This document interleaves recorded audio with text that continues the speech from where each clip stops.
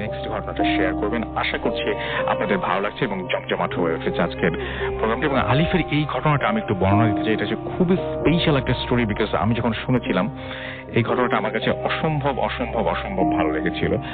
আশা করছি আপনাদেরও অসম্ভব অসম্ভব অসম্ভব ভালো লাগবে। এবং এই ঘটনাটা কতটা ভয় পাবেন জানি না, বাট ঘটনাটা খুব উইয়ার্ড, খুবই মানে আজব ধরনের একটা ঘটনা। চলুন শুনে আসি। আবার আসলাম আপনাদের কাছে রাসেল ভাই। আমি আসলে সবসময় রাসেল ভাই একটু বড় ঘটনা শেয়ার করি, আমরা ছোট কিন্তু খুব ইন্টারেস্টিং, শিক্ষামূলক। সেটাই, মানে লাস্টে গিয়ে হয়তো আমি একটা জিনিস বলবো আর কি সবাইকে অ্যাডভাইস হিসেবে। তো আসলে আমি যার সাথে যার কাছ থেকে ঘটনা নেই, আমি রিসেন্টলি কাজের জন্য ঢাকার বাইরে গেছিলাম, তখন ওনার সাথে আমি কাজটা শেষ করে আসার সময় দেখা করে এসেছি। তো ঘটনাটি ঘটে হচ্ছে খুলনা জেলার একটি মফস্বলে। তো আমি জায়গাটির নাম বলবো না, ওনার পারমিশন যেহেতু নেই আর কি। তো আমি যে এলাকার ঘটনা বলবো, সেই এলাকায় তিনি আর কি ইমাম হিসেবে জয়েন করে একটা মসজিদে। তো মসজিদে যখন ইমাম হিসেবে জয়েন করে, তো রাসেল ভাই শুরু থেকেই মোটামুটি লোকজনের একটা ফেস, রেগুলার ফেস, সবার মনে ইমাম সাহেবের কাছে লাগতে থাকে যে না এরা সবসময় রেগুলারলি নামাজ পড়ে আর কি। তো প্রতি শুক্রবার জুম্মার ওয়াক্তে একজন লোককে মানে ওই নামাজ পড়তে এসে, খুব বড় মসজিদ না, ছোট মসজিদ, এলাকায় এখানে প্রায় 40-50টা বাড়ি আছে, একসাথে একটা মসজিদ। তো ওই মসজিদের মধ্যে আর কি প্রতি শুক্রবার জুম্মার মধ্যে এত মানুষ আসতো, এত মানুষের ভিড়ে সবসময় মানে ইমাম সাহেবের একজনের ভিতরে প্রতি শুক্রবারে নজর পড়তো আর কি। আচ্ছা, যে লোকটা একটু আপনার ওই প্রতিবন্ধীদের মতো দেখতে। আমি আসলে ওই ওয়ার্ডটা ইউজ করতে চাচ্ছিলাম রাসেল ভাই, কিন্তু আমাকে কিছু জিনিস বোঝানোর জন্য এটা ইউজ করতে হলো। তো একটু দেখতে ওরকমই আর কি। কিন্তু এদের মধ্যে দেখা যায় যে হয়তো কারো হাতে প্রবলেম, কারো পায়ে প্রবলেম, কিন্তু উনি একদম পারফেক্ট, কিন্তু ওনার মুখের মধ্যে একটা ওরকম লেশ আছে। একটু ডিফারেন্ট টাইপের ফেস। ওনার কনভারসেশনও কারোর সাথে হয় না, এবং দেখা যেত শুধুমাত্র রাসেল ভাই শুক্রবারে।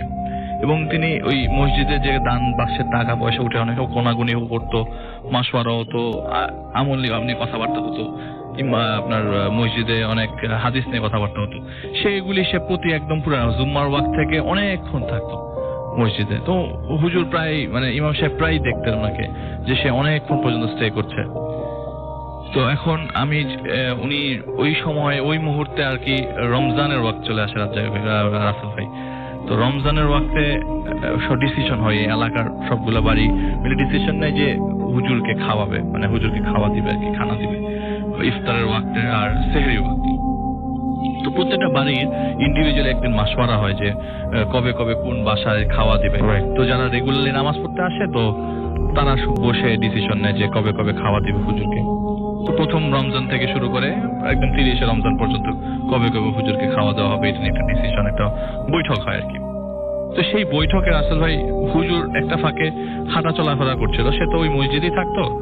তো হুজুরের সাথে হুজুর মুয়াজ্জিন আছে, ইমাম সাহেবের সাথে মুয়াজ্জিন ছিল যে রেগুলারলি আজান দিত। তো তাদের দুজনেরই খাওয়া আর কি। তো তিনি দেখছেন যে ওই মাসওয়ারা বা ওই মিটিং এর মধ্যে আপনার সেই লোকটি ছিল আর কি, যে লোকটির কথা আমি বলছি, যে লোকটি একটু ডিফারেন্ট ভাবে চলাফেরা করতো, কিন্তু সে কখনো কোনো কথা বলতো না। তো হুজুর পরে জানতে পারলো যে একটা অদ্ভুত নামের একটা মানুষ ডিসিশন মানে নাম দিয়েছে, সেও খাওয়া দিবে। ওনার নামটা কেমন অদ্ভুত ওনার মনেও নাই যে এরকম একটা অদ্ভুত নাম মুসলমানদের নাম হতে পারে। তো যাই হোক, উনি নর্মাল 8 রমজান 8ম রমজানের সময় রাসেল ভাই খাওয়া আসে। তো প্রতিদিন খাওয়া আসতে থাকে। ওই 8ম রমজানের দিন একটা ছেলে খাওয়া নিয়ে আসে। তো তারাবির ওয়াক্ত শেষ করার পরে ওই হুজুর নিজের রুমে চলে যায়। নামাজ পরে অনেকক্ষণ টায়ার্ড থাকে, তো একটু বিশ্রাম নিচ্ছিলেন। আমার সময় একটা লোক করানারে রাত 11টা কি 11:30 হবে। ওই মুহূর্তে দরজা খোলার পর দেখে যে একটা লোক দাঁড়িয়ে আছে, একটা ছেলে, খুব ইয়াং একটা ছেলে, খুবই সুন্দর দেখতে, কিন্তু ওই চেহারার মধ্যে একটা মানে এমনি ফর্সা, কিন্তু চেহারার মধ্যে যে বললাম একটা লেশ আছে। তো লম্বায় প্রায় 7.5 ফিট, 7 ফিটের উপরে, আর অনেক লম্বা, নিচু হয়ে হুজুরের ঘরে খাওয়া দিয়ে যাবে এরকম অবস্থা, যে টিফিন ক্যারিয়ারটা দিয়ে যাবে। তো উনি টিফিন ক্যারিয়ারটা রেখে দেয় আর ওই ছেলেটা চলে যায়। টিফিন ক্যারিয়ারটা রাসেল ভাই মানে বর্ণনা দিয়ে হুজুর বললেন যে টিফিন ক্যারিয়ারটা এরকম, এত সুন্দর টিফিন ক্যারিয়ার, অনেকদিন আগের ঘটনা রাসেল ভাই, প্রায় 95 পরের ঘটনা। টিফিন ক্যারিয়ারটা এত সুন্দর টিফিন ক্যারিয়ার সে আগে কখনো দেখে নাই। এই টিফিন ক্যারিয়ার, এত সুন্দর টিফিন ক্যারিয়ার কোথা থেকে আসলো, আর যে খুশবু আসতেছে, স্মেল পাচ্ছে। রাসেল ভাই উনি একজন ইমাম সাহেব, কিছুটা তো এক্সপিরিয়েন্স আছে, উনি কিছুটা বুঝে যান যে আসলে এই জিনিসটা স্বাভাবিক কিছু না, স্বাভাবিক কোনো কারোর কাছ থেকে আসে নাই। রাইট। তো এত সুন্দর খুশবু, এত সুন্দর গন্ধ, এই লোভ সামলাতে না পারে সে টিফিন ক্যারিয়ারটা খুলেই ফেলে। টিফিন ক্যারিয়ারটা খুলে সে খাওয়া শুরু করে দেয়। তখনও সেহরির ওয়াক্ত আসে নাই, 11:30-12টার মধ্যে। তো ঘুমানোর কথা, কিন্তু সে খাচ্ছে, বলে যে আমি খাচ্ছি তো খাচ্ছি, আমার খাওয়া শেষ হচ্ছে না। আমার কাছে মনে হচ্ছে যতটুকু খাওয়া বেঁচে আছে ওই কথা খাওয়াটা আমার জন্য, আমাদের দুজনের জন্য পাঠিয়েছে, আরো 20-30 জন খেতে পারবে অনায়াসে। এই 3টা লেয়ারের টিফিন ক্যারিয়ার এত সুন্দর দেখতে। তো যথারীতি ওই দিনই রাসেল ভাই ফজরের ওয়াক্ত আসে, ফজরের ওয়াক্তে আজান পড়ে। তো উনি নামাজ যখন আজান পড়ে যায় আর মসজিদে চলে যায়, তো আজান পড়ার সময় নামাজের যখন জামাত দাঁড়াবে, তো সে লাস্টে বসে থাকে, সবসময় তার অভ্যাস আর কি, সে লাস্টে বসেছিল। তারা লাস্টে বসে থাকা অবস্থা দেখলো যে উজু করে একটা ছেলে, ওই যে ছেলেটা তাকে খাবার দিয়ে গেছিল, সেই ছেলেটা এসছে মসজিদে। তো রাসেল ভাই যে বলে না, যে উনি বলছিল যে আমি এত মজার খাওয়া, উনি কি এখানে ভেতরে কি রান্না করা ছিল, এটা চিকেন ছিল নাকি কোনো খাওয়া, অন্য খাওয়া ছিল আমি জানি না। তার কথা হচ্ছে যে এত মজার খাওয়া আমি কখনো খাই নাই, আমার এই জীবদ্দশায় এত মজার খাওয়া আমি কখনো খাইনি, টেস্ট করি নাই। তো আমি তাকে শুকরিয়া জানাবো যে রান্নাটা খুব ভালো হয়েছিল, যে শুকরিয়াটা জানানোর জন্য আমি ওনার কাছে ওটা ডাকলাম, ছেলেটাকে কাছে ডাকলাম। তো ছেলেটা আমার কাছে আসলো না। এসে চিন্তা করলাম, উনি চিন্তা করলো যে আমি কাছে যেয়ে বলি যে খাওয়া খুব মজা হয়েছে, শুকরিয়া মানে থ্যাঙ্কস জানানোর জন্য তিনি ওই ছেলেটার কাছে গেল। ছেলেটাকে কাঁধের মধ্যে আলতো করে হাত রাখতেই বললো যে শুকরিয়া, খাওয়া অনেক মজা ছিল। এই কথাটা বলার পর ছেলেটা ওখান থেকে প্রস্থান করলো খুব ফাস্ট। কিভাবে, সেটা সবচেয়ে ইন্টারেস্টিং। সবচেয়ে মজার বিষয়, প্রস্থান করার অবস্থায় সে যখন ঘুরে গেল, সাথে সাথে বিড়াল হয়ে গেল, একদম চোখের সামনে একটা ছেলে মসজিদের বিড়ালের ফর্ম নিয়ে ওখান থেকে বেরিয়ে গেল। ও মাই গড, এটা খুব উনি বললো যে আমি তো মানে আমি ওনার কাছে যখন শুনছিলাম, উনি বললেন যে ভাই আমি তো খুব অবাক হয়ে যাই, এরকম নর্মালি সচরাচর রাসেল ভাই অনেক ইমাম সাহেব অনেক হুজুরের সাথে আমি এ পর্যন্ত কনভারসেশনে গেছি, কেউ কখনো ঘটনা বলতে চায় না, বলে যে আমার সাথে ঘটনায় উনি বলছিলেন যে আমার সাথে ঘটনা এরকম আগে কখনো হয় নাই। তো অনেক মসজিদে খাওয়া দাওয়া পাই, তো এরকম কখনো হয় নাই, এত মজার খাওয়া। বা আমি ছেলেটাকে জিজ্ঞেস করতে গেলাম, এরকমও কখনো হয় নাই যে আমি তো কিছুটা তো আন্দাজ করতে পারি যে আসলে আমি যেসব মুভমেন্ট এখন আছে সেসব মুভমেন্টটা রিয়াল না। তো এর মধ্যে দিয়ে রাসেল ভাই 15 রোজা চলে যায়, স্বাভাবিক অবস্থায় ছিল, সবকিছু স্বাভাবিক অবস্থায় চলছিল, মানে রমজানে সব বাসা থেকে খাওয়া দাওয়া আসছে, তো কোনো সমস্যাই হয় নাই। সেই দিনের পর থেকে আর ওই ছেলেটাকেও দেখা যায় রাসেল ভাই, আর কোনোদিন দেখা যায় না। কিন্তু 23rd রমজান 15 দিন পর 23শে রমজানের দিন, সেই তারাবির পরে সে যখন বিশ্রাম নিচ্ছিলেন হুজুর, তখন সেই 7.5 ফিটের ছেলেটা আবার আসে। আচ্ছা, এসে একটা টিফিন ক্যারিয়ার দিয়ে চলে যায়। তো সে এতটাই মাথাটা ঝিমঝিম করছিল যে টিফিন ক্যারিয়ারটা চেক না করে বিছানার উপরে রাখে। তো বললো যে আজ আবার আসছে, মানে রোটেশনে ঘুরে আসছে ওই বাসাটা, মানে রোটেশনে ঘুরে আসার পরে সে বললো যে আজকে তো কোনো খুশবুই নাই, আজকে এরকম কেন, মানে এত খুশবু লেগেছে, টিফিন ক্যারিয়ারটা খুব মরা মরা, কিন্তু ওই যে আগের টিফিন ক্যারিয়ার যে ডিজাইনটা সেটা কিন্তু এখনো আছে, মানে খুব সুন্দর টিফিন ক্যারিয়ার। আচ্ছা, তো সে কি করবে, বলে যে আমি টিফিন ক্যারিয়ারের প্রথম ঢাকনাটা খুললাম আর দেখলাম অনেকগুলা মানুষের আঙ্গুল। আমি দেখার পরে এটা ছুঁড়ে ফেলে দিলাম, আমি এক দৌড়ে উপরে চলে যাই। ওই এলাকায় আমি এমনিতেই নতুন, আমি কখনো এদেরকে আগে দেখি নাই। আপনি যদি টিফিন ক্যারিয়ার খুলে দেখেন অনেকগুলো মানুষের আঙ্গুল, আপনি কি করবেন? সেটা আমি বিছানার মধ্যে এগুলি ফেলে দৌড় দিয়ে উপরে যাই। আমাদের মুয়াজ্জিন আছেন সজল সাহেব, ওই সজল সাহেবকে নিচে নিয়ে আসি। নিচে নিয়ে আসার পরে আমি এসে দেখি ওনার সাথে, আমি ওনাকে টেনে নিয়ে আসার পর নিচে দেখি আমার বিছানার উপর অনেক খাওয়া পড়ে আছে, মানে আচ্ছা আঙ্গুলগুলা এখন মানে প্রুফ করার মতো কোনো ওয়ে নাই যে আঙ্গুল। সে বলে যে আপনি তো অনেকগুলো খাওয়া ফেলে রাখছেন। এখন উনি বলতে পারছে না যে আমি যা দেখছি সাপ আপনাকে বলতে পারবো না, বুঝাতে পারবো না। তো রাসেল ভাই এরপর থেকে উনি আর কখনো ওনাদের কখনো দেখেন না, আর কোনো টিফিন ক্যারিয়ারও আসেন, রমজানও শেষ হয়ে যায়, ঈদও চলে আসে, সে 2-1 মাস পরে মসজিদটাও ছেড়ে দেন।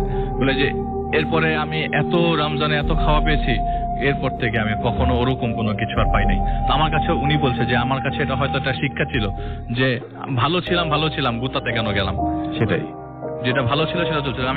উনি বলছে যে আমি হালকা আঁচ করতে পেরেছিলাম যে এটা this is not a normal thing, এটা নর্মাল না। আমি জিজ্ঞেস করতে যাওয়াটাই হয়তো ভুল হতে পারে। আমি জাস্ট একটা ছোট বিরতিতে যাবো। থ্যাংক ইউ আলিফ।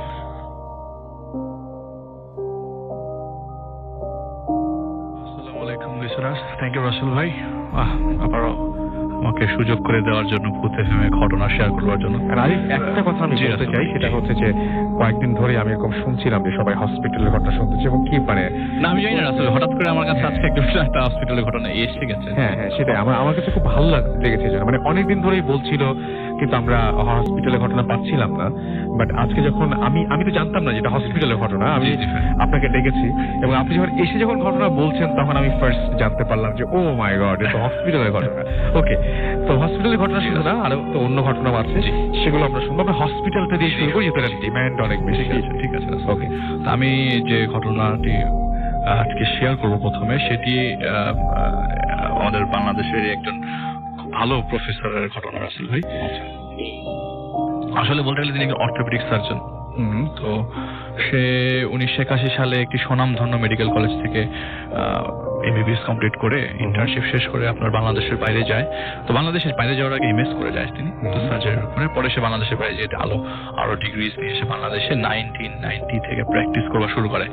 তো একজন লোক তো তার সমস্ত অর্থ সম্পত্তি দিয়ে একটি হসপিটাল করে দেয়। এটিও বাংলাদেশের কোন একটি জায়গায়, আমি রাসেল ভাই জায়গাটির নাম প্রকাশ করতে পারছি। ওকে, নো প্রবলেম। তো যেই জায়গায় তার হসপিটালটা, সেখান থেকে তার বাসার দূরত্ব 8 থেকে 10 কিলো।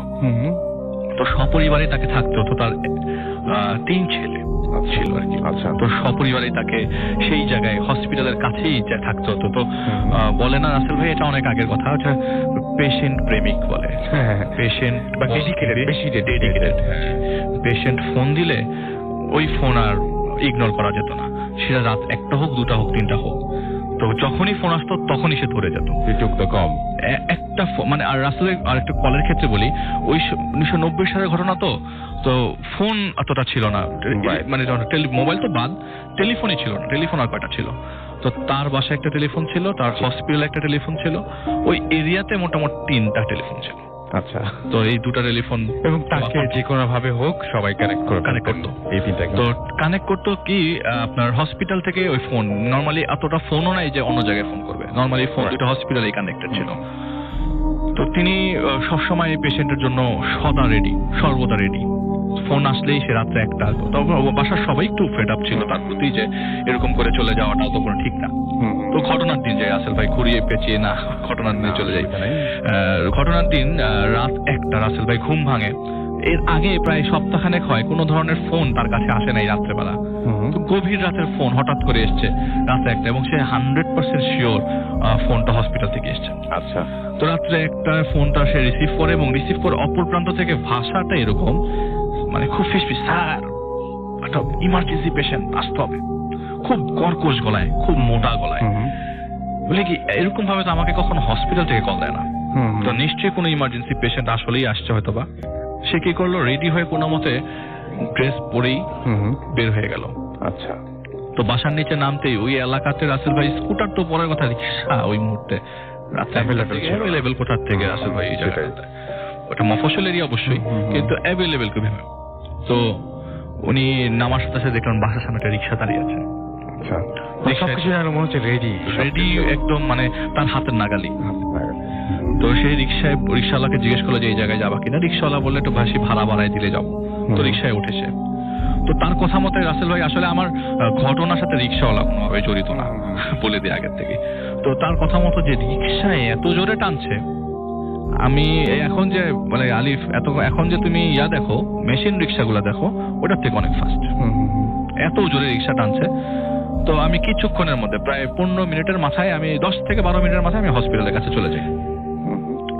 আমার ঘটনা তো ওখান থেকেই মনে হয় শুরু। হসপিটালে যাওয়ার পরে উনি দেখলেন হসপিটালে একটা কাকপক্ষী, একটা বিড়ালও নাই, পাশ দিয়ে হেঁটে যায় এরকম বিড়ালও নাই। রাত তখন 1:30 পৌনে 2টা বাজে, বিড়ালও নাই। এত সুনসান হসপিটাল তিনি আগে কখনো দেখে নাই। যে আমি তো এই হসপিটালে চাকরি করি, এর আগে তো আমি বহুবার রাত্রেবেলা এসে সার্জারি করে গেছি, কিন্তু এখানে একটা মানুষ নাই, এটা আমি কখনো দেখি নাই। এখানে তো মানুষ থাকার কথা। আর তাকে যে অ্যাপয়েন্টেড দিয়েছে সে হচ্ছে তার খুবই কাছের মানুষ। তো সে তো মালিক, ওই হসপিটালের মালিক।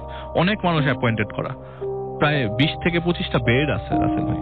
তো নিশ্চয়ই এটা একটা ভালো হসপিটাল, যেখানে নর্মালি সার্জারি হয়, অন্যান্য সার্জারি হয়, অন্যান্য ডিপার্টমেন্টের ডাক্তাররা আছে। তো উনি দেখে একটা মানুষ না, একটা বান্দা নাই। ভেতরে যখন সে ঢোকার পরে দেখে যে ডানে বামে লবি, যে বিশাল বড় লবি, সেই লবিতে একটা মানুষ নাই। সে দৌড়ে 3 তলায় যায়, 3 তলায় ওটিতে ওঠার পর দেখে যে কেউ নাই। ওটিতে উকি দিল রাসেল ভাই, কাউকে পেল না। সে পেছনে আসলো, ওটিতে উকি দেওয়ার সিস্টেম নেই, কারণ আপনি যদি স্টেরিলাইজ না হয়ে যান ওটিতে ঢুকতে পারবেন না। সে কোনো মতে জানালো ওটি রুমের যে একটা গ্লাস আছে, গ্লাস দিয়ে দেখার চেষ্টা করলো যে ভেতরে কেউ আছে কিনা। সে বের হয়ে গেলে কাউকে তো পাচ্ছে না, 2 তলা 3 তলা কাউকে। সে উপরে আর চেক করেন নাই, সে নিচে ইমার্জেন্সিতে চলে যায়। তো নর্মালি রাসেল ভাই যদি কেউ ইমার্জেন্সি পেশেন্ট আসে, সবার আগে ইমার্জেন্সি লোক থাকে, তো সেটা চিন্তা করে ইমার্জেন্সিতে এক দৌড়ে যাওয়ার চেষ্টা করে, তো ফার্স্ট হেডে ইমার্জেন্সির কাছে কাউকে পাওয়া যায় কিনা। সে ইমার্জেন্সি করে দেখে কেউ নাই, ইমার্জেন্সি তো কেউ নাই, পুরো হসপিটালটা খালি। তো সে বলে যে আমি এরকম অপরিচিত পরিবেশ যদি অপরিচিত লাগতে থাকে, আপনি কি রকম ভাববেন? যে আপনি হসপিটালে চাকরি করেন, কিন্তু একটা মানুষ নাই সেজন্য। আর রাতটাও কি তখন গভীর, রাত 2টার কাছাকাছি। একটা বয়স্ক লোক পাওয়া গেল, তো তাকে জিজ্ঞেস করলো কি ব্যাপার, মানে নর্মালি তাকে কোনো কোয়েশ্চেন করার মতো লোক না, সে তো জিজ্ঞেস করলো কি বল, লোক কোথায়? তো উনি মাথাটা নিচু করে, মাথাটা আস্তে করে নাড়ালো, মানে সে কিছু জানে না। তো সে আবার সিঁড়ির দিকে যেতে 4জন লোক তার সামনে আসলো রাসেল ভাই। 4 জনের হাইট মোটামুটি একই রকম, 4 জনই সাদা কাপড় পরা। 4 জন তার সামনে আসলো এবং খুব তীক্ষ্ণ গলায় তাকে জিজ্ঞেস করলো যে আপনি কি ডক্টর সাইফুল্লাহ নাকি? উনি বললো যে হ্যাঁ আমি ডক্টর সাইফুল্লাহ। বলে যে একটা রোগী আসছে আপনার কাছে, রোগীটাকে বাঁচাতে পারবেন? বাঁচবে না, আগে থেকে বলে দিই রোগীটা বাঁচবে না, তো দেখেন কি অবস্থা, রোগীটার অবস্থা ভালো না। তো 4 জন লোক বলল। তো উনি বললো যে 4 জনের মধ্যে যে লোকটা কথা বলছে সেই লোকটার গঠন যে কেউ দেখলেই বলবে যে লোকটার 120 বছর ছাড়িয়ে গেছে। আচ্ছা, কিন্তু বয়স 120 বছর ছাড়িয়ে গেছে, কিন্তু লোকটার ভয়েস, লোকটার মুভমেন্ট, লোকটার বয়স বলে না। মনে হয় যে 18 থেকে 20 বছরের একটা লোক, তাগড়া একটা লোক হেঁটে যাচ্ছে তার সাথে। তিনি কি করলেন, মানে মনে মনে ভয় পেয়েছে, প্রকাশ না করে পাশ কাটিয়ে সামনে চলে গেলেন। খালি মনে হয় তার পিছনে তাকানোর জন্য হয়তো ওয়েট করছিল তারা। সে খালি পিছনে তাকালো, আর তাকানোর সাথে সাথে সেই লোকগুলা 1 সেকেন্ডে পলকেই তার সামনে চলে আসলো। এসে বললো যে লাশের খাটিয়া রেডি, কাফনের কাপড় রেডি, সুরমা রেডি, সব রেডি, আপনি খালি ওটিতে যান, দেখেন বাঁচাতে পারেন কিনা। বললাম পেশেন্ট বাঁচবে না। তো সে উপরে উঠলো, কারণ তার কথা হলো যে যদি এরকম পেশেন্ট বাঁচবে না এতই আগের থেকে সে যখন জানে, তাহলে আমাকে কেন ডেকে আনা হলো? রাইট। তো জিনিসটাকে সে ওভারলুক করে ওটির দিকে গেলেন। ওটির দিকে যেতেই একটু আগে কিন্তু সে ওটির থেকে ইমার্জেন্সি দিকে গেছেন রাসেল ভাই। ওটিতে যাওয়ার পরে দেখেন যে প্রায় 20 থেকে 25 জন বোরকাওয়ালা মহিলা ওখানে বসে আছে মাটিতে, কালো বোরকাওয়ালা, চোখগুলো জল করছে, চোখগুলো দেখা যাচ্ছে পুরো ক্লিয়ার, জল করছে। মানে সে ওই মুহূর্তে তার সারা শরীর ঠান্ডা হয়ে আছে। কোন দোয়া পড়লে তার জন্য সুবিধা, এই জিনিসগুলো চিন্তা করার আগেই ওটি রুমের দরজা খুলে একটা মহিলা তার সামনে আসলো। আসার পর বললো আসেন ভেতরে। সে ভেতরে গেল। ভেতরে যাওয়ার পর দেখলো একটা বডি তার ওটি টেবিলের পাশে। সে আগে বলেনি রাসেল ভাই, আমাদের তো ডিরেক্টলি ডাক্তাররা ওটিতে ঢুকে যায় না, স্টেরিলাইজ হয়, কাপড় চোপড় পরে তারপরে ভেতরে যায়। সে তার সব নিয়ম কানুন গুলো পালন করে ওটিতে ঢোকার পর দেখলো যে ওটির টেবিলটা আছে, সেই টেবিলটার উপর একটা মানুষ পড়ে আছে। কিন্তু গঠনটা ঠিক এরকম যে ওই পাশে একটা নার্স দাঁড়ানো, যে নার্সটা তার পরিচিত, যে তার কাছে মনে হচ্ছে যে এই নার্সটা তো আমি রেগুলার, নার্সটাকে রেগুলারলি দেখে, এই নার্সটার নাম সাইয়েদা, রেগুলারলি দেখে। কিন্তু নার্সটার সাথে সে আই কন্ট্যাক্ট করার চেষ্টা করছে, যে কিছু বোঝানোর চেষ্টা করছে, কিন্তু নার্স কোনো কথা বলছে না। এমন একটা ভাব যে নার্সটাকে চিনেই না। ডান পাশে দেখলো যে ওটির ডান পাশে অ্যাম্বু ব্যাগ, তারপরে আপনার অ্যাম্বু ব্যাগ মানে শ্বাসকষ্টের জন্য যা মুখে যেটা আমরা অপারেশনের সময় দেই। তারপরে আপনার ওই জাফর সাহেব, জেনারেল অ্যানেস্থেসিওলজিস্ট, জিএ যে করে, কারণ আগে সব কাজগুলো জিএতেই হতো। তো সে দাঁড়িয়ে আছে। এই লোকটার সাথেও সে আই কন্ট্যাক্ট করার চেষ্টা করছে, কারণ তার সাথে যা ঘটছে সব অ্যাবনর্মাল। যদি আই কন্ট্যাক্ট করে কোনোভাবে বের হওয়া যায়, পালিয়ে বের হয়ে যায় ওটি থেকে, কিন্তু কোনোভাবেই তার দিকে দৃষ্টি আকর্ষণ করতে পারছেন না ওই জাফর সাহেবের।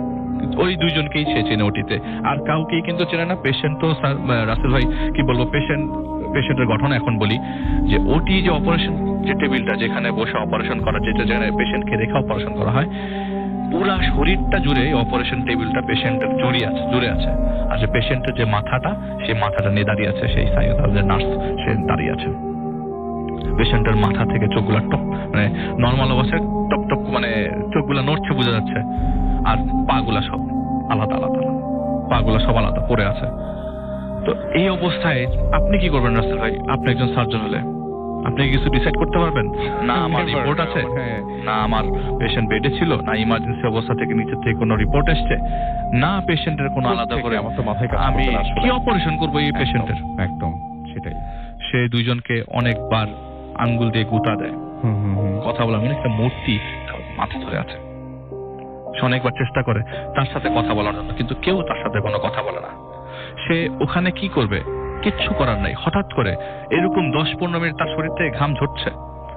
10-15 মিনিট পরে ওটির দরজা খুলে ওই 4 জন লোক আসলো এবং আসার সময় পুরো দরজাটা খুলে ওপেন ভাবে লাশের খাটিয়াটা নিচ দিয়ে ধরে হাত দিয়ে ধরে নিয়ে আসছে, কাঁধের উপরে না, হাত দিয়ে ধরে লাশের খাটিয়াটা ঠিক যেখানে অপারেটিং টেবিলটা আছে তার থেকে 3 ফিট দূরে রাখা হলো। এবং যে 4 জন লোক তারা কোনায় গিয়ে দাঁড়ালো এবং বললো আপনি করেন যা যা করার করেন। সে ভাবলো যে যা কিছুটা হলো চেষ্টা করি, যেহেতু ওনারা আমাকে এরকম ভাবে ফোর্স করছে আর আমার কিছু করার নাই, যদি আমি কিছু না করি আমাকে ক্ষতিও করতে পারে, কারণ আমার সাথে যা হচ্ছে সব নর্মাল, কিচ্ছু নর্মাল না। আমি স্বপ্নেও নাই, কিন্তু আমি জীবিতও নাই। আমার কাছে যেটা মনে হচ্ছে যে জীবিত মানুষজন হয়তো এগুলি কেউ প্রত্যক্ষ করেন না। সে কি করলো? পাটা উঠালো, পাটা স্টিচ করার চেষ্টা করলো, ডান পা উঠানো স্টিচ করার চেষ্টা করলো, বাম পা উঠালো স্টিচ করার চেষ্টা করলো। আর এদিক থেকে মাথার থেকে ওই মাথার মধ্যে যে তাকালেই দেখা যায় যে চোখটা টুকটুক করে নড়ছে। দেখলো যে তার যে অ্যাসিস্ট্যান্টের পাশে যে জাফর সাহেব, সে কি করলো? ল্যাম্বু ব্যাগ নিয়ে এসে সে মুখের মাস্কটা মুখের মধ্যে দিয়ে দিল, আউট অফ নোওয়্যার, কোনো রিজন ছাড়া। গলা তো রাসেল ভাই বডি থেকে আলাদা, ওই মুখের মধ্যে মাস্ক দিলে কি হবে? সেটাই। সব উলট পালট রাসেল ভাই। কিছুক্ষণ পর যে কোনো রকমে পাটা স্টিচ করলাম, কিছুক্ষণ পর একটা সাউন্ড আসলো, এরকম একটা সাউন্ড টাইপের, যে শরীর থেকে মনে হয় কিছু একটা বেরিয়ে গেল, মানে দমটা এখনই ছেড়ে দিল। আমার যতক্ষণ আমি আপনাকে ঘটনা বললাম রাসেল ভাই, ততক্ষণ ওই ডেড বডিটার চেস্ট এক্সপ্যানশন, চেষ্টা বোঝা যাচ্ছিল যে সে শ্বাস নিচ্ছে, বন্ধ করছে, মাথা কিন্তু শরীর থেকে আলাদা রাসেল ভাই। আমি আবারও বলি, পরে লাস্ট মোমেন্টে বোঝা যাচ্ছিল যে আপনার বডিটার ভিতরে কোনো ধরনের মানে নড়ছে না এখন আর, মানে মনে হচ্ছে যে আসলে এখন দমটা চলে গেল। তখন ওই লোকগুলো বলে কি দম গেছে? তো উনি আর কিছু বলার আগেই বললো যে সরেন এখান থেকে। তো তাকে সরিয়ে দিল। সোর্স কোথা থেকে রাসেল ভাই জানি না, খাটিটা পাশে নিয়ে আসার পরে ওই জায়গায় সবাই তাকে গোসল করানো স্টার্ট করলো। আচ্ছা, তারা নিজেরাই মাথাটা স্টিচ করলো। এবং সোর্স কোথা থেকে আমি তো প্রত্যক্ষ করি না, আমি হয়তো বা মরেই যেতাম রাসেল ভাইটা দেখলে। স্বাভাবিক। উনি কিভাবে বেঁচে আছেন আমাকে কিভাবে শেয়ার করলো সেটাই। উনি বলছে যে আমি দেখলাম মাথাটা স্টিচ করার পরে মাথাটা আমারই নাচ ধরে আছে এবং পুরো বডিটা গোসল করানো হলো। যার সাথে উনি রেগুলার কাজ করেন ওরা ধরে আছে, রাইট। এবং ওই 4 জন, কারণ মাথাটা তো রাসেল ভাই জায়গা নাই ওইখানে মাথাটা রাখার, মাথাটা নইলে ঝুলে থাকবে, মাথাটা ধরে আছে এবং পুরো বডিটা গোসল করানো হলো। গোসল করানোর পরে রাসেল ভাই ওই গোসল করানোর সময় যে সূরা, এই দোয়া গুলা পড়ছিল সেগুলো সব তার কানে আসছে, কিন্তু কি পড়ছে সেটা বোঝা যাচ্ছে না। যখন পুরো বডিটা গোসল করানো শেষ হলো, এত সুগন্ধ রাসেল ভাই বডি থেকে আসতে থাকলো। পরে বডিটা শুকিয়ে আপনার কপালে আল্লাহু, বুকের মধ্যে চেস্টে লেখা হলো, কিছু জিনিস লেখা হলো, সে বললো কিছু জিনিস লেখা হয়েছে। পরে কাফনের কাপড়টি সুন্দর করে মোড়ানো হলো, এবং মোড়ানোর পর মনে হলো লাশটার হাইট কমপক্ষে 2 ফিট, এবং পুরো লাশের খাটিয়াটা এতই বড় রাসেল ভাই। সাধারণ মানুষের লাশের খাটিয়া ছোট হয়, এত বড় না, রাইট। কিন্তু এটা অনেক বড় খাটিয়া, মনে হয় মাপ দিয়ে আগের থেকে খাটিয়া বানানো হয়েছে। তো লাশের খাটিয়াটা যখন লাশে নামলো, তারা কালিমা পড়তে আস্তে আস্তে বেরিয়ে গেল। আসলে ওনার সাথে যে লোক যুদ্ধ ছিল, যাদেরকে উনি ছিলেন, তারাও বের হয়ে গেল। তারা বুঝতে বাকি নাই যে they were possessed or something। সে দরজাটা খুললে মানে কিছুক্ষণ সে মানে চিন্তা করলো তখন আমার সাথে কি হলো। আসলে চিন্তা করারও কোনো উপায় নেই। দরজাটা খুলে দৌড়ে দেখতে গেল যে তারা কোথায়, কিন্তু আশেপাশে কোনো চিহ্ন দেখা গেল না, কাউকে দেখা গেল না। ওই 2 জন লোক, যে মহিলাটা নার্সটা আর যে জিএর লোকটা, সে বসে পড়ে আছে। অনেকক্ষণ তাদেরকে ধাক্কায় উঠানোর পরে তারা বলল যে আমাদেরকে 2 জন লোক খুব জোর করে 1 গ্লাস পানি খাওয়ায়, এরপর থেকে আমাদের আর কিছু মনে নাই। বলে এতক্ষণ কি হয়েছে না হয়েছে তোমাদের কিচ্ছু মনে নাই? বলে আমরা জানি না কি হয়েছে, আমরা এখানে পড়ে আছি, এখানে আমাদের ঘুম ভাঙছে। এরপরে রাসেল ভাই আপনি কিছু বলতেন রাসেল ভাই, আপনি কোনো আমার কাছে কোনো সলিউশন নাই আসলে। সেও আজ পর্যন্ত এটা সলিউশন খোঁজে নাই। একটা জিনিস হতে পারে যে উনি পুরো জিনিসটা যেটা উনিও ভেবেছিলেন যে উনি হয়তো ঘুমের মধ্যে দেখছেন। জি, জি। বাট উনি তো বাসা থেকে এসেছেন, আবার বাসাতেই ফিরে গেছেন। বলে আমি যদি ঘুমে জানতাম, নরমালি আমি খুব বাজে স্বপ্ন দেখি। নরমালি আমি বসে বলছে যে খুব খারাপ স্বপ্ন, ওনার বাসা ছাদ থেকে পড়ে গেছি। আসলে ওনার বাসা থেকে যে রিকশাওয়ালা যিনি নিয়ে গেছেন তখন থেকে কিন্তু ঝামেলা শুরু হয়েছে। তখন থেকে রিকশা থেকে হ্যাঁ, রিকশা থেকে মানে আসলে রিকশাওয়ালা রিকশা আসলে তো আমার কাছে মনে হয়। এক্স্যাক্টলি, মানে ওনাদেরই একজন রিকশাওয়ালা, আসলে কোনো তো সাধারণ বলে যে এরকম ভাবে রিকশা চালানোর কথাও না। আর আমি যখন স্বপ্ন দেখি আমার কাছে মনে হয় স্বপ্নতে খুব খারাপ জিনিস হওয়ার সাথে সাথে আমি বেডে, কিন্তু আমার সাথে সব খারাপই হচ্ছে, ভালো কিছুই হচ্ছে না। হয়তো ডাক্তার মানুষ দেখে দুইটা কষ্ট ভয়ের জিনিসগুলো আমি মানে হয়তো বা সহ্য করতে পেরেছি, কিন্তু সাধারণের সহ্য করা ওইটা আমার মানে সম্ভব না। আসলে এটাই ছিল corona. Thank you very much Ali.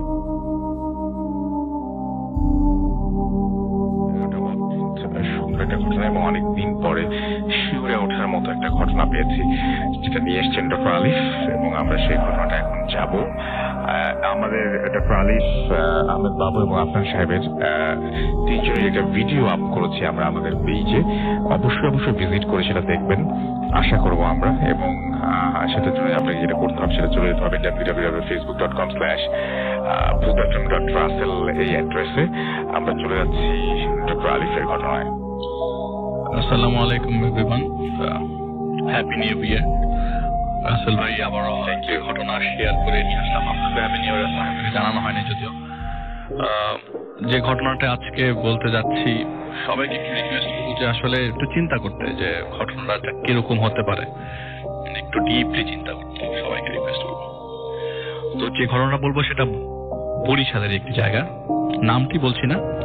বরিশালে যে জায়গাটার ঘটনা বলবো, তার যার ঘটনা শেয়ার করবো তিনি একজন ইমাম সাহেব, ওই রিজিয়নের একটি মসজিদের, ছোট্ট মসজিদের একটা ইমাম। তার বয়স তখন 45 বছর হবে, এবং এটা আজ থেকে প্রায় 27 বছর আগের ঘটনা, 1989 সাল। হয়তো লাইফ চেঞ্জিং ঘটনা বলতে পারেন। এবং ওই ইমাম সাহেবের এলাকায় খুব নাম ছিল, ডাক ছিল, এবং কারোর সাথে 7-5-এ উনি ছিলেন না। সবসময় খুব ভদ্র একটা লাইফ লিড করতো, এবং বলে না যে বাড়ির মাঝখান দিয়ে হেঁটে যায় এবং ইমাম সাহেবরা, উনি এটা করতেন না। উনি সবসময় মেইন রাস্তা দিয়ে হেঁটে যেতেন, সেজন্য ওনার সুনামও সবচেয়ে বেশি ছিল। তো পাড়ায় লোকজন, বিভিন্ন গ্রাম টু গ্রাম লোকজন তাকে খুব পছন্দ করত, কারণ তার ব্যবহার, কারণ তার সততা, আর উনি বিচারে ছিলেন পটু। যেই বিচারে যেদিকে পাল্লা ভারী থাকবে সেদিকেই পাল্লা, মানে ইনফ্লুয়েন্স ছিল না কারো দ্বারা। খুবই সৎ একজন মানুষ ছিলেন আর কি। ছিলেন কেন, এইটার কারণও আমি সবার লাস্টে সবাইকে জানাবো। কেন বললাম ছিলেন, উনি তো আচ্ছা। তো যে ঘটনাটা বলি ওনার, উনি তো নর্মালি বিচার করতেন। তো একদিন একটা বিচারে তাকে যেতে হবে, তার বাড়ি থেকে প্রায় 20 মাইল দূরে। তো রাস্তাটা এরকম যে আপনাকে হেঁটে যেতে হবে অর্ধেক পথ, বাকি পথ নৌকা, এপার ওপার মিলিয়ে।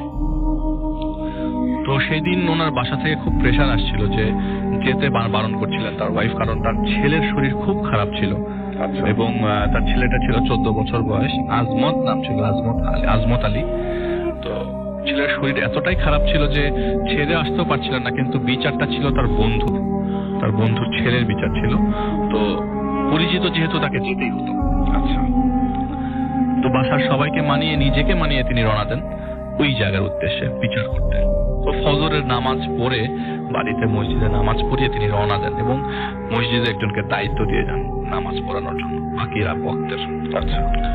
তো সে একটা পর্যায়ে যখন হেঁটে নৌকা পার হয়ে ওই জায়গায় পৌঁছান, তো পৌঁছাতে দুপুর 2টা বেজে যায়। জোহরের নামাজ শেষ করে বিচার শুরু করেন, এবং বিচার শেষ হতে মাগরিবের আজান দিয়ে ফেলেন। তো মাঝখানে একটু বলে রাখি রাসেল ভাই, উনি যখন বিচার শুরু করেন তখন একজনকে বলেছিলেন যে আমার তো যেতে যেতে মাগরিবের পর হয়ে যাবে, তা আমাকে ওই বাড়ির অতটুকু পর্যন্ত আগাই দিস। আচ্ছা। কিন্তু বিচার যখন শেষ হলো, বিচার শেষ হওয়ার পরে ওই লোকটাকে খুঁজে পাওয়া যায়নি, মানে ওখান থেকে হয়তো সে কোনো কাজে চলে গেছে। তো আল্লাহর নাম নিয়ে সে চিন্তা করলেন যে যাকে এখন রাস্তা হাঁটা দেখি চোখ করার নেই, আর ওনার যে রাস্তায় উনি যাবেন সেই রাস্তায় আসারও লোক নাই কেউ, যে ওনার সাথে কথা বলতে বা একা রাস্তা দিয়ে রাসেল ভাই মাগরিবের পরে অন্ধকার হয়ে গেছে অলমোস্ট। রাস্তা দিয়ে হেঁটে যাওয়াটা কেমন না, তো অনেক দূর, নিজের বাড়ি থেকে অনেক দূর, কাছাকাছি নিজের বাড়ি হলে একটা কথা ছিল।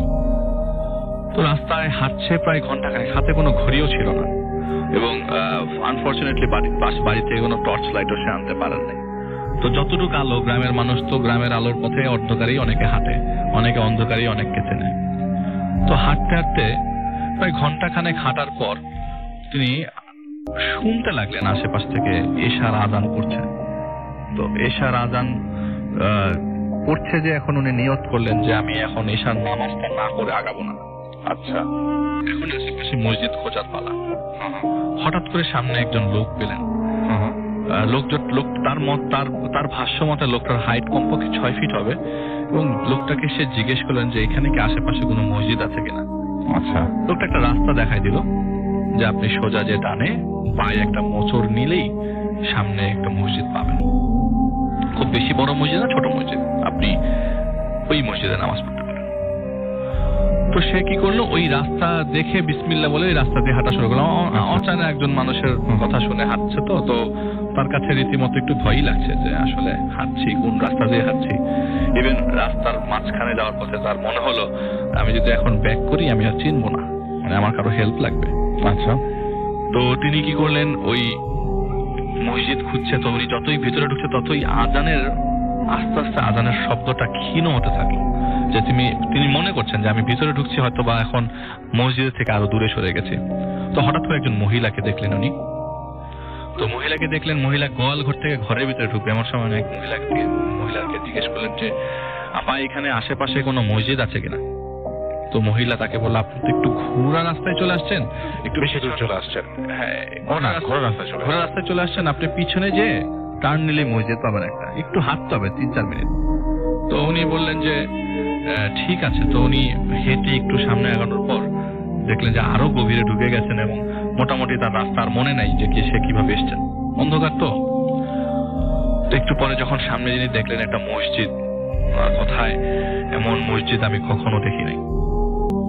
এরকম মসজিদ আমার এই 45 বছরের লাইফে এই এলাকায় আছে তো পরের কথা, আমি বাংলাদেশে কোথাও আছে বলে মনে করি না। এত সুন্দর মসজিদ, এত সুন্দর মসজিদ, এটার অজুখানাও এত সুন্দর। আমি ভেতরে ঢুকবো কি ঢুকবো না। এক পর্যায়ে তিনি ডিসিশন নেন না, নামাজ তো পড়তেই হবে। তো এই মসজিদে হঠাৎ করে আজান পড়া শুরু হলো। তিনি ডিসিশন নিলেন না ঢুকবেন, এবং তার ভাষ্য মতে এটা সৌদির কোনো বাদশাহী বানিয়ে দিয়ে গেছে। কিন্তু আসলে এরকম মসজিদ ওইখানে যদি থাকতো তাহলে ওনার ফ্রেন্ডরা, ওনার পরিচিত লোকজন সবাই জিজ্ঞেস করতো যে এখানে একটা মসজিদ আছে সুন্দর। কিন্তু এরকম কোনো মসজিদের কথাও সে কখনো শোনে নাই। তা আমি জিজ্ঞেস করলাম যে চাচা আপনি যে মসজিদটা দেখছেন, সেই মসজিদটা সম্বন্ধে আপনার ধারণা কি? লোক দুইটা তো হলে কি ভুল বললো? তো উনি আমাকে বললেন যে আরে ধুর মিয়া, আমি তো এক্সপেরিয়েন্স, তাই না নাকি? আমি তো জানি কে মানুষ কে খারাপ, কে ভালো কে মানুষ কে মন্দ, কে মানুষ না, এটা তো অ্যাটলিস্ট বুঝি। তো তার কথাটা একটু ডিফারেন্ট ভাবেই আমি নেই যে অ্যাটলিস্ট সে অনেক কিছু জানে, অনেক কিছু বোঝে। সেই মসজিদে সে বললে যে ঘটনা শোনেন। তো সে যখন বললো মসজিদের ভেতরে আমি যখন ঢোকার পরে এত সুগন্ধ, এত সুন্দর আলো মসজিদে। ওই বাতি কিনবে আমাদের মসজিদে, মনে হয় বাতির দামের মসজিদ আমি যে মসজিদে নামাজ পড়াই। এত সুন্দর মসজিদ, এত সুন্দর আলো। আমি কি করলাম, এত ঠান্ডা এই গরমের মধ্যে আমি সারা শরীর ভেবে আমার ঘাম পড়ছে। আমি মসজিদে ঢোকার পর আমার সব ক্লান্তি দূর হয়ে গেল, আমি বসে পড়লাম। তিনি তখন চিন্তা করলেন যে একটু রেস্ট নিয়ে সুন্নতে নামাজ পড়বেন। তার সুন্নতের নামাজ পর্যন্ত মসজিদে একটা কাকপক্ষী ঢোকে না। একজন মুয়াজ্জিন ছিলেন, কিন্তু তার শরীর, তার মাথা কিছুই দেখা যাচ্ছে না, কিন্তু আজান পড়েছে তার সামনে। যে একজন অবয়ব দেখতে পাচ্ছে, উনি আজান দিচ্ছেন। আজান শেষ হলো, উনি বিশ্রাম নিলেন কিছুক্ষণ, 5 থেকে 10 মিনিট। এরপরে সে সুন্নতের নামাজ পড়লেন। রাসেল ভাই, সুন্নতের নামাজও তার পড়া শেষ করতে ইচ্ছা করছে না, তার এত আরাম লাগছে, ভালো লাগছে এত বেশি। সে যখন সুন্নত শেষ করলেন, হঠাৎ করে মানে ফরজ নামাজের প্রিপারেশন নেবেন, কেউ নাই তো তখন নিজের নামাজ পড়তে হবে, কেউ তো নাই, কাউকে তো পাচ্ছে না উনি, তাহলে নিজেরই ফরজ নামাজটা পড়ে ফেলতে হবে। এই চিন্তা করতে করতে রাসেল ভাই পুরা মসজিদ জুড়ে অনেকগুলো মানুষ ঢুকলো। কিছু জিনিস আমি হিন্ট দিই। গ্রামের মসজিদে রাসেল ভাই রাত 8টা মানে অনেক রাত, আর সেই সময় ঈশার ওয়াক্তের জামাতে এক কাতার পুরা হয় না, কমপ্লিট এক কাতার নরমালি পুরা হয় না গ্রামের মসজিদে। আচ্ছা, আমি নিজেও দেখছি এখনকার সময়, আর আগে তো অনেক আগে মানুষ রাতের সময় অত মানে ঈশার ওয়াক্তে অত মানুষ হয় না, প্রথম কাতার পড়তে কষ্ট হয়ে যায়। কিন্তু ওইখানে রাসেল ভাই যখনই তার সুন্নত শেষে ফরজ শুরু করবে, মসজিদে দলে দলে মানুষ ঢুকলো। সবারই কাপড় সেম, সবারই চেহারা সেম, সবাই দাঁড়িয়ে গেল কাতারে। কি আশ্চর্য রকম তার সাথে ঘটছে। সে বলছে যে যাই হোক, জীবিত আছি না, জীবিত আছি এই তো অনেক বেশি, আমি তো জানি আমার ভিতরে রূহ আছে, যাক ওনাদের সাথে নামাজটাই পড়ি, নামাজই তো করবো, মসজিদ তো আল্লাহর ঘর। তো তাকে ইশারায় লোকজন দেখিয়ে দিল আপনি জামাত পড়ান। মানে হঠাৎ করে যখন উনি ইশারায় মিম্বরের দিকে হাত দেখিয়ে দিল আপনি জামাত পড়ান। তো সে যখন জামাত পড়ালো, দেখি আমি নামাজ যে শেষ করছি, কেন নামাজ শেষ হলে বারবার আক্ষেপ লাগছিল, কিন্তু বাড়ির দিকে মনটা পড়ে আছে যে আমার ছেলেটার শরীর খুবই খারাপ, আমাকে যেতে হবে বাড়িতে। তো সে নামাজ শেষ করে ভিতরে নামাজ পড়ে বের হবে, এমন সময় লোকজন তাকে আঁকড়ে ধরল। আঁকড়ে ধরলো, সবাই মনে করছে যে তাকে হার্ম করছে না, আঁকড়ে ধরলে তাকে খেয়ে যেতে বলছে সবাই, রাতের খাওয়াটা তাদের সাথে খেয়ে যেতে। এখন তিনি মনে করছে যে আমার সাথে যা ঘটছে তা অবশ্যই সাধারণ কোনো ঘটনা না, অলৌকিক ঘটনা এবং ডিফারেন্ট ঘটনা, এটার সাথে আমি নেগেটিভ হলে কোনো ধরনের ক্ষতি আমার হতে পারে, তাই না বলি আমি আসলে খেয়ে যাই, আর পেটের প্রচন্ড ক্ষতি। আচ্ছা। তো সে সবার সাথে গোল হয়ে, তার সামনে অনেক খাওয়া আছে থাকে, সবার সাথে গোল হয়ে বসে খাওয়া। রাসেল ভাই একটা মুখে এক লোকমা মুখে দেয় আর বলে যে আমি এরকম লোকমা আগে কখনো দিয়ে খাই নাই, এই খাওয়া আমি এই জিনিস কি আমি জানি না, এত ফল কিন্তু কামড় দিলে আমি ডিফারেন্ট টেস্ট পাচ্ছি, এত টেস্টি খাওয়া, এত মজার খাওয়া আমি কখনো খাইনি। মনে করতে পারেন এখনই তো মসজিদে নামাজ শেষ, ঘটনা শেষ। তিনি মসজিদ খুঁজতে বেরিয়ে গেছিলেন, সেই জায়গায় চলে যান। দিয়ে আসছিলাম, এখন এই দিক দিয়ে রওনা দিতে হবে। সে একা রাস্তা দিয়ে হাঁটছে, আধা ঘন্টা পর হঠাৎ করে দৌড়ে একটা লোক, একটা ছেলে তার পা ধরে বসলো, খালি গায়ে একটা ছেলে তার পা ধরে বসলো, এবং তার ও যে পা ধরলো, পা টাচ করলো না, পা গরম হয়ে গেল যে ছেলেটার হাতে এত টেম্পারেচার কেন। বলে আরে বাবা ছাড়। সে অনেক চেষ্টা করলো, হঠাৎ করে কিছু বুঝতে পারছে না, অন্ধকারে ঘুটঘুটে অন্ধকার, কিন্তু ওই ছেলেটার মুখ থেকে শুনতে পাচ্ছে যে আব্বা আমারে নিয়ে যান। উনি বললেন যে না, আমার সাথে যা ঘটছে তা মোটেও স্বাভাবিক কিছু না, আমি হাঁটা ধরি, বিসমিল্লাহ করে যা হবে আল্লাহ দেখবে। উনি কিছুক্ষণ পরে এই আব্বা আমাকে নিয়ে যান এই ওয়ার্ডটা শুনতে পায় না, কিছুক্ষণ পরে সামনে যাওয়ার পর উনি ভাবলেন যে আমি সেফ হয়ে গেছি, মোটামুটি এখন নদীর কাছে চলে আসলে মোটামুটি আমি সেফ হবো আর কি। তো নদীর কাছাকাছি প্রায় চলে আসার পর উনি যেটা চিন্তা করেছিলেন যে উনি যখন নদী পার হয় বিচার করতে আসে, তখন একজনকে বলেছিল যে তুই থাকিস, পারলে আমার জন্য অসুবিধা হবে। আচ্ছা, যাওয়ার পথে রাসেল ভাই একটু লেন্দি করে মানে লেন্দি, কোনো সমস্যা নেই, আমাদের টাইম আছে, একদম সুন্দর করে শুনি আমরা। নদীর কাছে যে সে দেখলো যে একটা নৌকাও নাই, নদী পার হবে কিভাবে, ঘুটঘুটে অন্ধকার একদম। তো আশেপাশে দুইটা ডাক দিল যে কেউ আছে কিনা, কিন্তু কারো কাছে কোনো রিপ্লাই পায় নাই। রিপ্লাই পাবে কি করে, ওই সময় সবাই ঘুমন্ত অবস্থায়। তো রাসেল ভাই সে কি করলো, তার মাথার পাগড়িটা খুলে ঘাসের উপর বিছিয়ে বসলো, কিছুক্ষণ বিশ্রাম নিচ্ছে যে ফজরের নামাজ পর্যন্ত ওয়েট করি, যতক্ষণ লাগে, যদি দরকারে ঘুমানোর আমি ঘুমাই যাবো, আর আগে কোথাও যাবো না, পিছনেও ব্যাক করবো না, এখানেই থাকি। সকাল হলে তো সকাল তো হবেই, তার সব বিশ্বাস ছিল সকাল তো হবে। তো কিছুক্ষণ পর রাসেল ভাই কয়েক দল মানুষ তার দিকে আসছিল, নাকি ঘাটের দিকে আসছে তিনি বলতে পারেন, ঘাটের দিকেই হয়তো আসছে। কিছু দল কয়েক দল মানুষ, অনেকগুলা লেগে আমি তাদের হাইট, আমি তাকে জিজ্ঞেস করলাম তাদের হাইট বা তাদের মধ্যে আপনি কতটুকু দেখছেন, বলে আমি কি ফিতা নিয়ে মাপছি নাকি, আমি দেখছি অনেকগুলা মানুষ কিন্তু অনেক লম্বা। আচ্ছা, সবাই ঘাটের দিকে আসছে। আসার পরে আমার দিকে সামনে যে লোকটা যাচ্ছিল এমন ভাবে চাহনি দিল, আমার কাছে মনে হচ্ছে যে আমি ওনার এই চাহনি এত আলোজ্জ্বল, এত আলো ওনার চাহনিতে, আমি এরকম মানুষও কখনো দেখি নাই।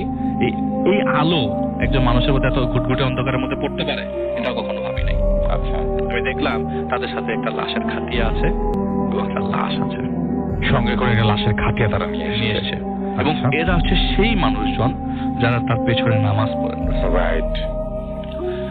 তো তার জিনিসটা একটু ধারণা চেঞ্জ হতে থাকে যে আমার ক্ষতি হতে পারে এখন। তো তাদের পূর্বপুরুষরা কি করতো, সূরা পড়ে চারিপাশে একটা রাউন্ড করে নিত, বিপদ না। তো তিনি আমাকে এটা ডিটেলসটা বলেন নাই, আমি যতটুকু জানি যে ওই মুহূর্তে সে তার চারিপাশে একটা রাউন্ড করে নেয়, রাউন্ড করে নিয়ে দোয়া করে। তো ওনাদের বলতে থাকে দেখেন এটা কেন করেন, হয়তো তার নিজের সেফটির জন্য। আচ্ছা, তার মনে হতে থাকে যে তারা আমাকে ক্ষতি করতে পারে, কিন্তু আউট অফ নোয়ার তার সাথে যা ঘটছে এটা তো তার সাথে আগে কখনো ঘটেই নাই। রাইট। তো উনি যেসব আগে কাজ করেছেন মনে করতে পারে যে অনেকেই তো অনেক আসে না যে জিন ধরে নিয়ে আসে যে আমাদেরকে জিনে ধরেছে বা ছুটে দাও, ইমাম সাহেব তো অনেকেই এরকম কেস অনেক দেখেন আগে। তো মনে করতে পারে যে আমাকে খারাপ কিছুই আমার সাথে হচ্ছে। সে বলতে থাকে যে আপনারা কোথাকার, ওখান থেকে কোনো জবাব আসে না। আচ্ছা, তিনি আবার জিজ্ঞেস করেন আপনারা কোথাকার, তো তারা কিছু বলছেন। আবারও জিজ্ঞেস করলো আপনারা কোথায় যাবেন। হঠাৎ করে একটা লোক পিছন থেকে বলে উঠলো আমরা আপনার বাড়ি যাব। মাই গড, আমরা আপনার বাড়ি যাব। তো উনি জিজ্ঞেস করলো যে এই লাশ কিসের? তখন উনি বলে এটা আপনার ছেলের লাশ। মাই গডনেস। তো উনি বলে যে দেখেন আমি আসলে ক্ষতি করতে চাই না কাউকে, আসলে আমার নিজেরই ভয় লাগছে। হ্যাঁ, আমি এটা চমৎকার একটা ঘটনা, এটা তো আমার খুব ভয় লাগছে। দেখো আমাকে ভয় দেখাও না বা নিজেরাও ভয় পেও না। তোমরা যদি কোনো কিছু জানো আমি অনেক কিছু জানি, আমার এখান থেকে চলে যাও। এটা বলতেই তারা কি করলো, আস্তে আস্তে পানির নিচে চলে গেল, নদীর মধ্যে ঢুকে গেল রাসেল ভাই, পানির ভেতরে ঢুকে গেল হঠাৎ মানে ওই ওনাদের কোনো রেসপন্স না দেখে একটা জিনিস উনি বলেছিল তো আপনি আমাদের সাথে চলেন। এটা আমি আপনাকে তখন বলেছি, আপনি আমাদের সাথে চলেন। তো উনি বললো তোমরা কোনো ক্ষতি করতে চাই না, তোমরা তোমাদের মতো থাকো, তোমার মতো চলে যাও, আমাকে কোনো ডিস্টার্ব করো না। আচ্ছা, তো তারা কি করলো, পানির মধ্যে চলে গেল। আচ্ছা, আর আলী হাসান সাহেব যে ইমাম সাহেবের ঘটনা বলছে সে তার মতো বসে রইল। ফজরের আজান দিল, ফজরের আজান যখন পড়ে গেল তিনি তার ওই যেটার উপরে বসেছিলেন সেটার উপরেই নামাজ আদায় করলেন, কারণ তিনি আর মসজিদ খোঁজার রিস্ক নিলেন। রাইট। তো হঠাৎ করে ফজরের পরে কিছুক্ষণ পর নামাজ শেষ করার কিছুক্ষণ পর তিনি দেখতে থাকলেন মানে অন্ধকার মধ্যে উনি যতটুকু আলো মানে ফজরের আজান পড়ার মতো হালকা আলো চলে আসছে, তখন তিনি দেখতে পায় যে দূরের থেকে একটা নৌকা ঘাটের দিকে আসছে এবং সে চিৎকার করে জিজ্ঞেস করলো নৌকার মাঝিকে। তো মাঝি যখন রিপ্লাই দিল ভয়েস, তিনি কনফার্ম করলেন যে না এই আমার পরিচিত মাঝি, স্বপন মাঝি, ওনাদের বাড়ির লোক। আচ্ছা, এবং স্বপন মাঝিও চিৎকার করে জিজ্ঞেস করলো, যখন তার ভয়েস পেলো সেও কনফার্ম করলো যে ইমাম সাহেব এটা। তিনি আর রিস্ক না নিয়ে তাকে উঠালেন এবং আশেপাশে কোনো কাস্টমার না পেলে শুধু ইমাম সাহেবকে নিয়ে রওনা দিলেন বাড়ির দিকে। আচ্ছা, প্রায় 3 ঘন্টা মতো হয় তাকে নৌকাতে সফর করতে হয়। সকাল 8টার দিকে তার বাড়িতে পৌঁছান। বাড়িতে পৌঁছানোর পথে, বাড়ির যাওয়ার পথে সবাই মনে করেন রাসেল ভাই সিম্প্যাথি, সে বুঝে নাই, সবাই তাকে হাত বুলিয়ে দিচ্ছে, মাথায় বুলিয়ে দিচ্ছে, কোনো মানুষ তাকে জড়ায় ধরতেছে। আর যতই বাড়ির দিকে যাচ্ছে ততই মানুষের আনাগোনা, দৌড়াচ্ছে সবাই বাড়ির দিকে, তার বাড়ির দিকে। তো তার বাড়ি যখন পৌঁছে যায় তিনি, তো সব ঠেলে তিনি তার মনের মধ্যে তখনই খটকা লেগে যায় যখন সবাই আদর করছে। হঠাৎ করে আদর করছে কেন, হঠাৎ করে তার মাথায় হাত বুলিয়ে তোমার জড়িয়ে ধরছে কেন, বুঝে যায় যে বাড়িতে কোনো একটা ঘটনা ঘটে গেছে। তো এত খারাপ ঘটনা ঘটবে সেটা এখন তিনি কখনো ভাবেন নাই। সে বাড়িতে পৌঁছায়, দেখে যে উঠোনের মধ্যে তার ছেলের লাশ পড়ে আছে, লাশটা ফোলা এবং ফাঁপা। তার কথা হচ্ছে যে আমি তো আসলে এত কিছু খেয়াল তখন করতে পারে নাই। আমার সাথে যেহেতু ঘটনায় শেয়ার করেছে রাসেল ভাই, উনি বলেছেন যে ফোলা ফাঁপা কেন থাকবে, আমি তো জ্বর দেখে গেছি কথা না। হ্যাঁ, সেটাই ঘরের মধ্যে। তো ওই জ্বর এতই বেড়ে গেছিল, ওনার ওয়াইফ পরে বলেছেন যে জ্বর এতই বেড়ে গেছিল যে রাসেল ভাই ওই ছেলেটা পাগল হয়ে পুকুরের ঘাট পানিতে ঝাঁপ দেয়, ডুব দেয়। ছেলেটা যে সাঁতার পারে না তা না, 14 বছরের ছেলে। এবং কখন ডুবতে দেয়? ফজরের নামাজের সময়। এক্স্যাক্টলি, ফজরের যখন আজান দিবে তার কিছুক্ষণ আগে ডুব দেয় এবং তার নিজের আপন চাচাতো ভাই তাকে ডুব দিয়ে আনতে যায়। ছেলের লাশটা পুরা পুকুরটা খুঁজে পায় না, 3-4 জন মিলে নামে, পুকুরটা খুঁজে পায় না। কিন্তু ফজরের নামাজ পড়া শেষ, যখন আজান দেওয়া শেষ, নামাজ পড়া শেষ, ফজরের নামাজের শেষ হওয়ার প্রায় 10 থেকে 15 মিনিট পর আস্তে করে লাশটা ভেসে ওঠে একা একা। তো পরে লাশটা উঠানো হয়। তো বুঝতেই পারছিল যে আসলে লাশটা, তাদের ধারণা লাশটা তো মাটির নিচে ঢুকে গেছিল, খুঁজে পায়নি। কারণ পানির নিচে তো কতদিন থাকা যায় আসলে, তাও কতদিন আগের ঘটনা। অনেকেই নামে পানিতে, কেউ খুঁজে পায় না। বাঁশ নিয়ে নামে, অনেকেই নামে, কেউ খুঁজে পায় না। তো পরে তার নিজের ছেলের লাশ নিজেই ধোয়ান, নিজেই কাফনের কাপড় পেঁচান, নিজেই ধোয়া পরেন, নিজেই দাফন করেন, নিজেই জানাজা পড়ান রাসেল ভাই। এবং সে কালে ইন্টারকানেক্ট করলেন যে আমাকে যে বলেছিল, আমি জিনিসটা একটু মিলানোর চেষ্টা করি, উনি জিনিসটা একটু মিলিয়েছিলেন যে আমাকে যে বলেছিল চল আমাদের সাথে, তাহলে আমি কি তাদের সাথে গেলেই পারতাম নাকি আমি গেলেই মরতাম?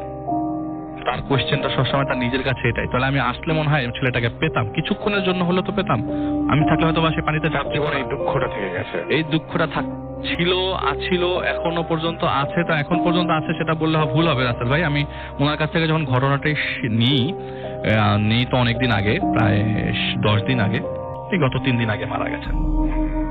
বয়স অনেক হয়েছিল, হঠাৎ করে আমি শুনি যে আমাকে ওনার কাছে নিয়ে গেছিলেন, তিনি ফোন দিয়ে বলেন যে আলী আসাদ সাহেব মারা গেছেন। 3 দিন আগে রাসেল ভাই, আমি এখানে আসছি না, আজ থেকে 3 দিন আগে। আচ্ছা, এটাই ছিল রাসেল ভাই ঘটনা। সেটা বলছি।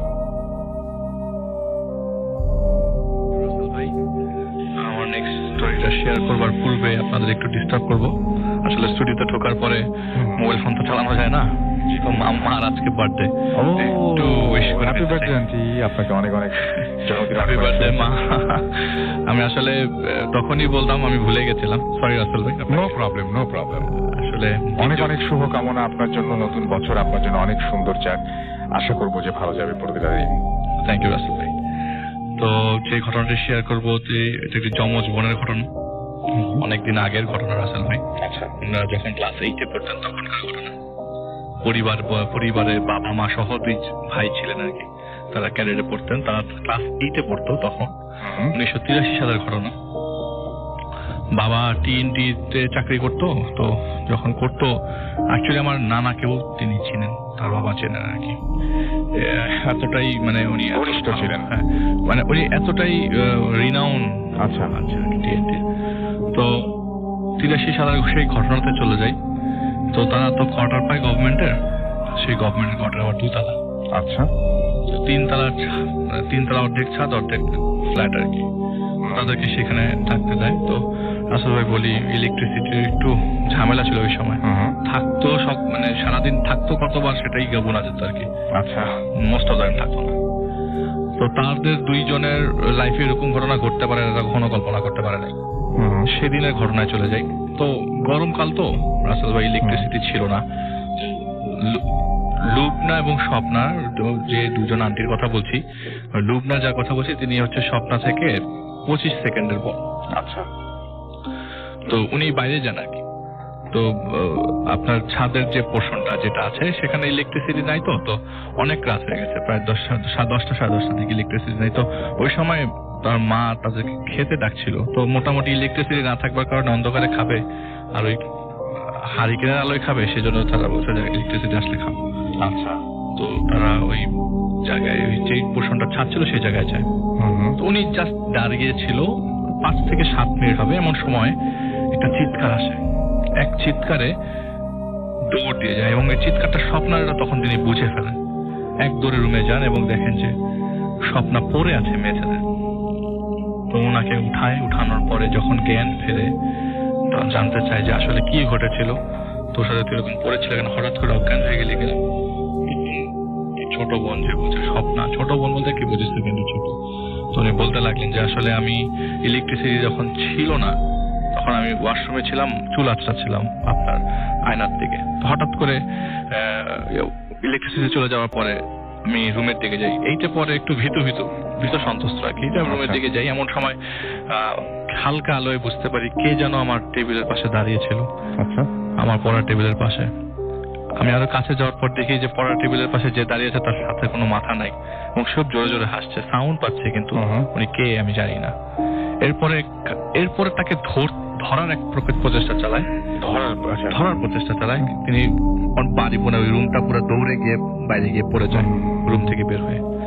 তো এটা ছিল ঘটনা রাসেল ভাই। তো সাথে সাথে বাসায় বাবাকে জানানো হয়, আমাদের বাসা বাবাকে জানানো হয়।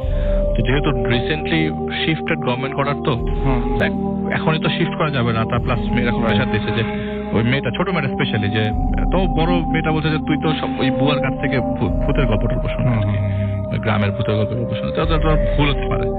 তো হুজুর এসে তো হুজুরের কাজ করে যায়, পানি দিয়ে যায়, পানিটা ছেটাতে বলে বাসায়। তো হুজুর চলে যাওয়ার পরে খুব নর্মাল লাইফ, সবকিছু নর্মাল হয়ে যায়।